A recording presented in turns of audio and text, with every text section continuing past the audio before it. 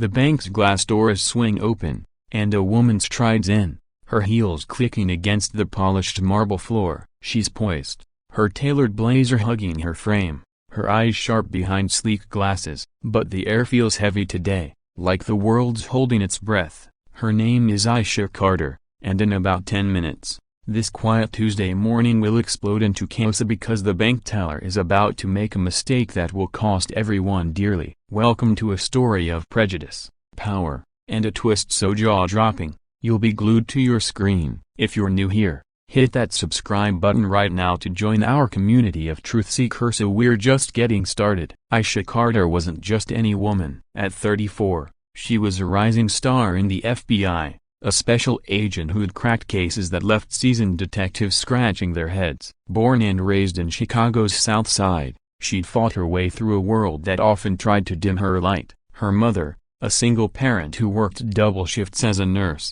taught Aisha one thing: never let anyone underestimate you, and Aisha never did. She graduated top of her class at Howard University, aced the FBI Academy at Quantico, and now carried a badge that made her one of the most formidable women in law enforcement. But today, she wasn't on a case. Today, she was just a woman trying to deposit a check at First National Bank in downtown Atlanta, a check that would turn her world upside down. The bank was buzzing with the usual morning hum, tellers tapping at keyboards, customers shuffling in line, the faint hum of an AC unit. Aisha stepped up to the counter, her expression calm but focused. She slid a check across the counter to the teller, a young woman named Karen, whose smile was tight and didn't reach her eyes. The check was for $25,000, a payment from a recent consulting gig Aisha had done for a private security firm. Legitimate, earned, and hers. Karen picked up the check, her fingers hesitating as she scanned it. Her eyes flicked up to Aisha, then back to the paper. "Can you wait one moment, ma'am?"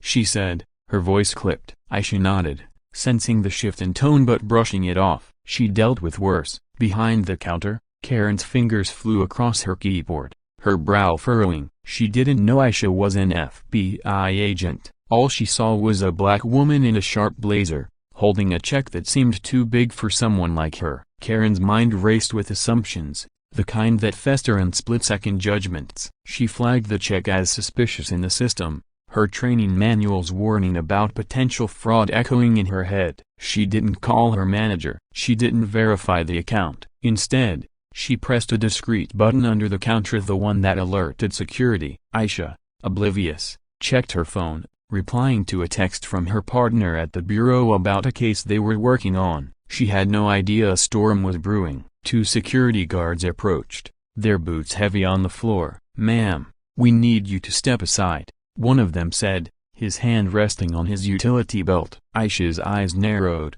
her instincts kicking in. "Is there a problem?" she asked, her voice steady but edged with steel. The guard, a burly man named Mike, didn't meet her gaze. "Just need to clear something up," he muttered. The other customers in line started to stare, their whispers crawling over Aisha's skin like ants. She felt the weight of their eyes, the familiar sting of being singled out. But she stayed composed, her FBI training keeping her emotions in check. "I'd like to speak to the manager," she said firmly. Karen, now flustered, called over the branch manager, a middle-aged man named Richard, whose tie was slightly crooked and whose face screamed inconvenience. He glanced at the check, then at Aisha, his lips pursing. "This check is flagged as potentially fraudulent," he said, his tone accusatory. "We'll need to verify it." Aisha's jaw tightened. "Verify it then," she said, her voice low but commanding. "It's legitimate. I earned it." Richard hesitated, then nodded to Karen, who began typing again,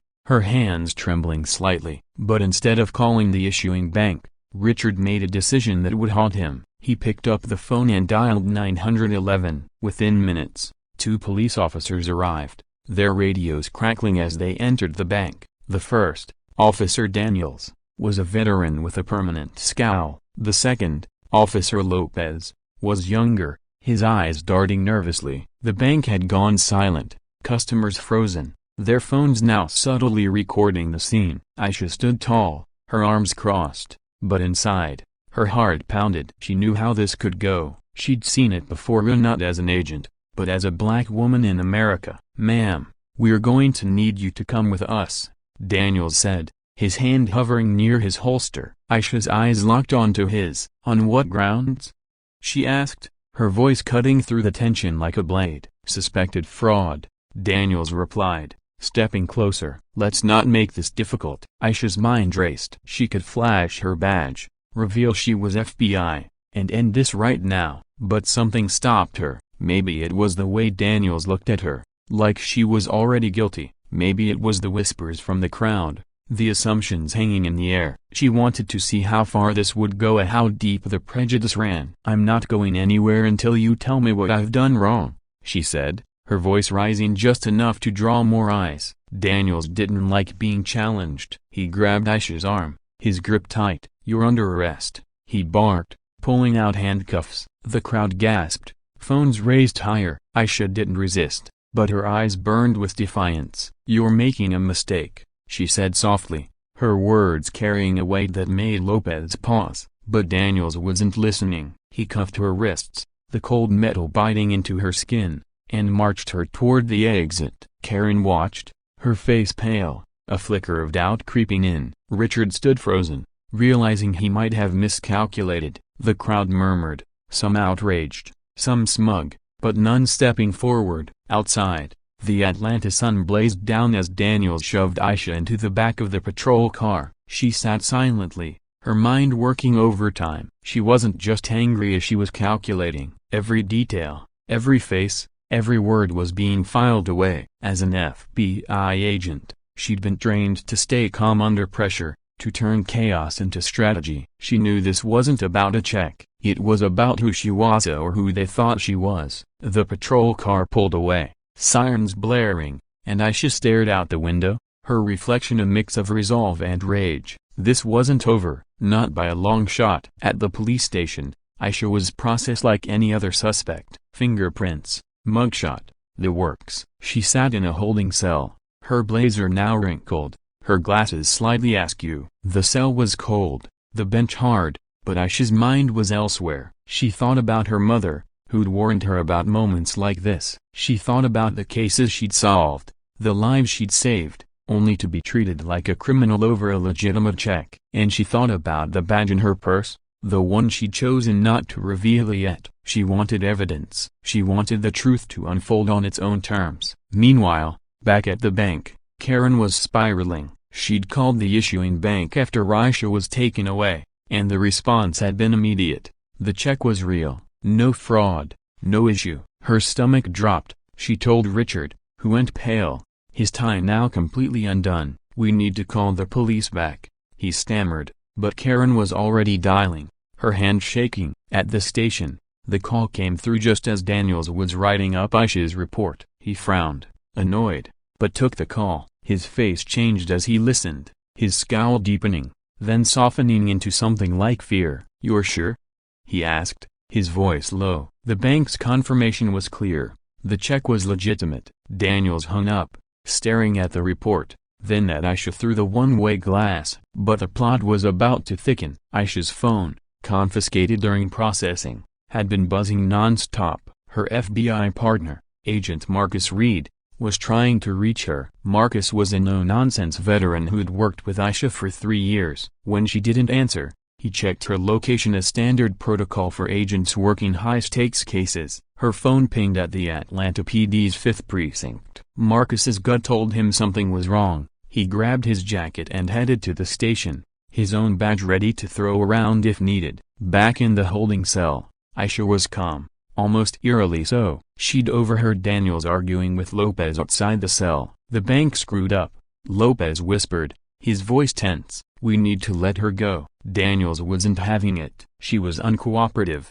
he snapped. "We follow protocol." Aisha smirked to herself. Protocol. She knew protocol better than anyone in this building. She leaned back against the wall, waiting for the moment she'd been building toward. Marcus arrived at the station like a storm. He flashed his FBI badge at the desk sergeant, who nearly dropped his coffee. "Where's Agent Carter?" Marcus demanded. The sergeant stammered, pulling up the records. Aisha Carter, she has a broken bar she's in holding. Suspected fraud. Marcus's eyes narrowed to slits. Fraud? You've got an FBI agent in a cell over a bank's mistake. Get her out. Now. The sergeant scrambled, buzzing Daniels, who looked like he'd been punched in the gut when he heard the words FBI agent. The cell door opened, and Aisha stood, smoothing her blazer. Daniels stood in the doorway, his face a mix of confusion and dread. There's been a misunderstanding, he started, but Aisha cut him off. Misunderstanding? She said, her voice icy. You arrested me without evidence, humiliated me in front of a crowd, and assumed I was a criminal because of how I look. That's not a misunderstanding. That's a failure. She stepped past him, her head high, as Marcus appeared behind Daniels, his expression thunderous. The station went quiet as Aisha retrieved her belongings, including her badge, which she deliberately held up for Daniels to see. His face drained of color. Lopez muttered an apology, but Aisha didn't acknowledge it. She was done playing nice. Marcus filled her in. The bank had confirmed the check, and the precinct was now scrambling to cover their tracks. But Aisha wasn't ready to let this go. She'd been profiled, humiliated, and disrespected not just as an agent, but as a person. She wanted accountability. The next day, Aisha walked back into First National Bank, this time with Marcus and two other FBI agents in tow. The lobby froze as she approached the counter. Karen was there, her eyes wide with panic. Richard emerged from his office, his tie still crooked, his face slick with sweat. Ms. Carter, he began. We're so sorry. Aisha raised a hand, silencing him. I'm not here for apologies, she said. I'm here to ensure this never happens again. She laid out a plan, mandatory bias training for the bank staff, a formal apology to be published in the local paper, and a review of their fraud detection protocols. Richard nodded furiously, agreeing to everything. But Aisha wasn't done. She filed a formal complaint against Officer Daniels with the Atlanta PD's Internal Affairs Division. The body cam footage, combined with witness videos from the bank's customers, painted a clear picture of his overreach. Daniels was suspended pending investigation, and the precinct issued a public statement acknowledging the error. Aisha also reached out to a local civil rights organization, sharing her story to spark a broader conversation about racial profiling in everyday spaces. The fallout was swift. The story went viral,